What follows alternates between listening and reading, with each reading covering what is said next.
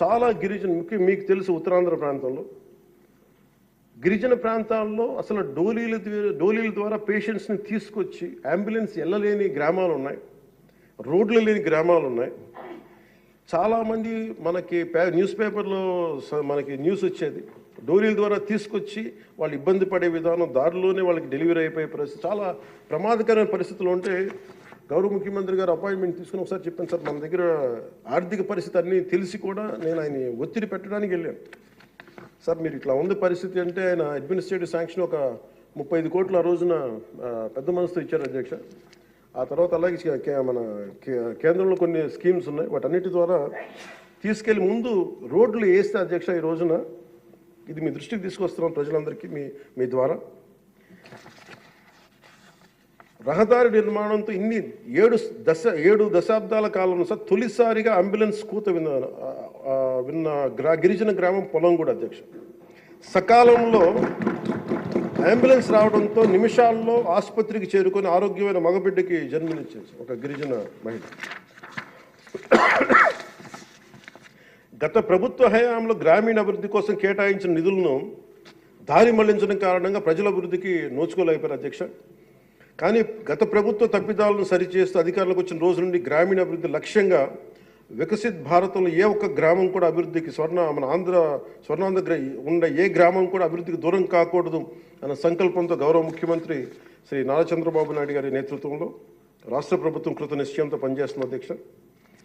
గిరిజన గ్రామాలు, కొండ ప్రాంతాల్లో డోలీ మోతలు ఈ ముగింపు పలికే దిశగా ఆంధ్రప్రదేశ్ ప్రభుత్వం పంచాయతీరాజ్ గ్రామీణాభివృద్ధి శాఖ ఆధ్వర్యంలో చేపట్టిన మౌలిక సదుపాయాల కల్పనలో భాగంగా శ్రీకాకుళం జిల్లా కొత్తూరు మండలం గుట్టుపల్లి నుండి పొలంగూడ వరకు నూతన బీటీ రోడ్డు నిర్మాణం కొరకు మహాత్మా గాంధీ జాతీయ ఉపాధి హామీ పథకం కింద 21-22 ఆర్థిక సంవత్సరంలో మంజూరు చేయడం జరిగింది అధ్యక్ష. దీనిని సీతంపేట గిరిజన సంక్షేమ ఇంజనీరింగ్ డిపార్ట్మెంట్ ఏజెన్సీ పని పూర్తి చేయాల్సి ఉంది.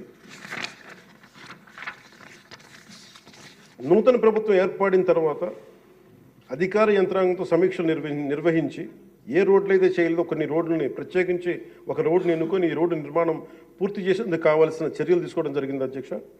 2024 డిసెంబర్ నెలలో 2.5 కిలోమీటర్ల బీటీ రోడ్డు నిర్మాణం మొదలుపెట్టి 2025 జనవరి నెలాఖరు నాటికి ఈ నిర్మాణం పూర్తి చేయడం జరిగింది అధ్యక్ష. ఇది వేర్వేరు మండలాలు, జిల్లాలు కలిపేందుకు ఈ మార్గం ఉపయోగపడటం వల్ల పొలంగూడని సీతంపేటకు వచ్చేందుకు దాదాపు 25 కిలోమీటర్ల ప్రయాణ దూరం తగ్గింది అధ్యక్ష. రోడ్డు నిర్మాణ కారణంగా 23 ఫిబ్రవరి 2 రోజుల క్రితం 25 నాడు తొలిసారిగా ఇందాక మీకు చెప్పినట్టుగానే అంబులెన్స్ కూతురు గ్రామ ప్రజలు విన్నారు అధ్యక్ష.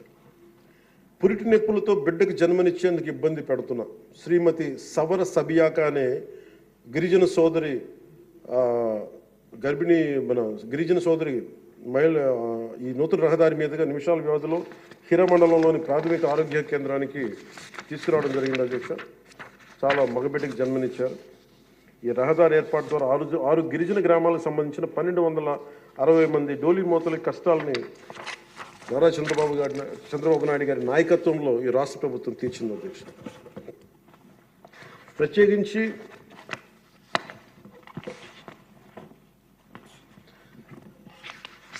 ప్రధానమంత్రి గారికి ప్రత్యేక ధన్యవాదాలు మనందరికీ తెలియజేయాల్సిన, గౌరవ సభ్యులందరికీ తెలియజేయాల్సిన బాధ్యత ఉంది. ఆంధ్రప్రదేశ్ గత వారి పాలనలో, వైసీపీ పాలనలో నలిగిపోతున్న దశలో ఏ ఒక్కరికి కూడా నేను ఎంత నిర్లక్ష్యంగా, ఎంత దుర్మార్గంగా ప్రవర్తించిన విధానం ఇక్కడే చట్టసభలో అలా ప్రవర్తిస్తుంది. రియల్ లైఫ్లో మీకు వాస్తవానికి వాళ్ళు ఎలా చేశారో తెలుసు. ఇలాంటి పరిస్థితుల్లో ఇంకొకసారి వాళ్ళ ప్రభుత్వం వస్తే పరిస్థితులు ఏమవుతాయి? దాదాపు సుదీర్ఘ 4 దశాబ్దాల అనుభవం ఉన్న ఆయన్నే, గౌరవ ముఖ్యమంత్రి గారిని 53 రోజులు జైల్లో పెట్టి యువ నాయకులు, ఐటీ మంత్రివర్యులు వారు నారా లోకేష్ గారిని కూడా జైల్లో పెట్టడానికి ఇబ్బందులు పెట్టి ప్రయత్నాల్లో మనకి అచ్చెన్నాయుడు గారు, గౌరవ మంత్రి అచ్చెన్నాయుడు గారిని ఇబ్బంది పెట్టిన విధానం ఇక్కడ మొదటి మీరు వచ్చినప్పుడు ఎంతమంది ఇబ్బంది పడ్డారు అంటే మొత్తం దాదాపు 90% హౌస్ చేతులు ఎత్తారు అధ్యక్ష. ఆ రోజున అలాంటి పరిస్థితుల నుంచి నేను కోరుకుంది ఒకటే అధ్యక్ష. ఆ రోజున ఆంధ్రప్రదేశ్ 5 కోట్ల మంది ప్రజలకి మేము అండగా ఉండాలి, దానికి ఏమి చేయాలని చెప్పి ఎక్కడా కూడా ఓట్లు చీలకూడదని చెప్పిన తర్వాత చెప్పింటే నన్ను తిట్టలేదా? తిట్టు లేదా అధ్యక్ష? అందరూ తిట్టారు. కానీ ఈరోజు నాకు ఆనందం ఏముందంటే అధ్యక్ష, ఈ రోజున గౌరవ ప్రధానమంత్రి నరేంద్ర మోదీ గారి దృష్టికి తీసుకెళ్ళి, కేంద్ర నాయకత్వానికి తీసుకెళ్ళి ఆ రోజున మాకు ఇది కావాలి, మీరు చెయ్యాలి అని చాలా ఇంపాసిబుల్ టాస్క్లు అడిగాం అధ్యక్ష ఆ రోజున. ముఖ్యంగా విశాఖ స్టీల్ ప్లాంట్ అధ్యక్ష. విశాఖ స్టీల్ ప్లాంట్ అధ్యక్ష మీకు తెలిసిందే ఇది, కానీ ఒకసారి మనందరం కూడా దీన్ని గుర్తు చేసుకోవాల్సిన అవసరం చాలా ఉంది అధ్యక్ష. ఇది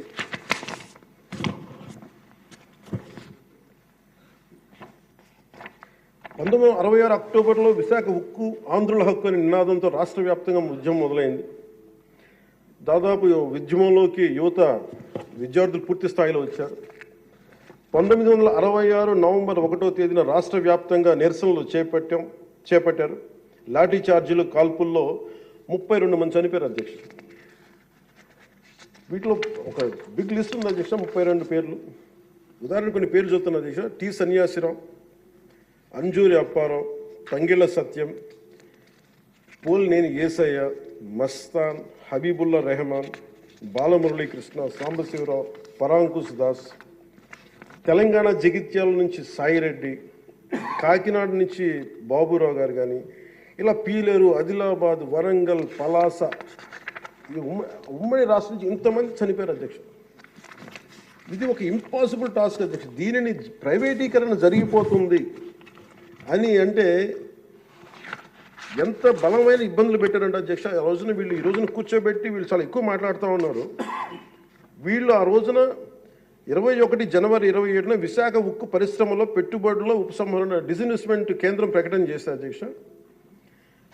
ఆ రోజున వీళ్ళు మద్దతు పలికారు అధ్యక్ష.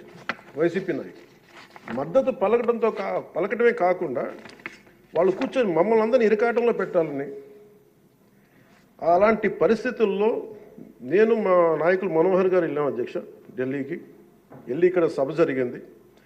సభ జరిగితే మేము ఆ రోజున కేంద్ర మంత్రి, హోంమంత్రి శ్రీ అమిత్ షా గారిని కలిసాం అధ్యక్ష. ఉక్కు ప్రైవేటీకరణపై నిర్ణయం మీరు పునరాలోచించుకోమని చెప్పాము అధ్యక్ష. ఒకటే చెప్పాము అధ్యక్ష, ఈ రోజున ఇంతమంది చనిపోయారు, దాదాపు 32 మంది. మా ఆంధ్రప్రదేశ్లో తెలంగాణకి తెలంగాణ అన్న భావం ఉంటుంది. మా ఆంధ్రప్రదేశ్కి దురదృష్టం ఏంటో దౌర్భాగ్యం తెలియదు. మాకు ఎప్పుడు కులాల భావం తప్ప మేము ఆంధ్రులు అనే భావన మాకు లేదు. ఒకే ఒక్క చోట ఆంధ్రులు అనే భావం ఎక్కడ వస్తుందంటే విశాఖ స్టీల్ ప్లాంట్ ఒక్క దగ్గరే ఆంధ్రులు అనే హక్కు భావన వస్తుంది. అంటే మేము అది నేను చాలాసార్లు అనుకుంటూ ఉంటాను అధ్యక్ష, ఎందుకు విశాఖ ఉక్కు అనుకనే ప్రతి ఒక్కరికి ఒక ఏకత ఉంటుంది దాంట్లో ఐడెంటిటీ ఎందుకు ఉంటుందని ఆలోచిస్తే అధ్యక్ష, 32 మంది యువకుల బలిదానం, దాని శక్తి దానికి ఉంటుంది అధ్యక్ష. అది కదిపేస్తుంది. అలాంటిది నేను ఒకటే చెప్పాను మేము వెళ్ళి, సార్ ఇది కనుక మీరు చేయగలిగితే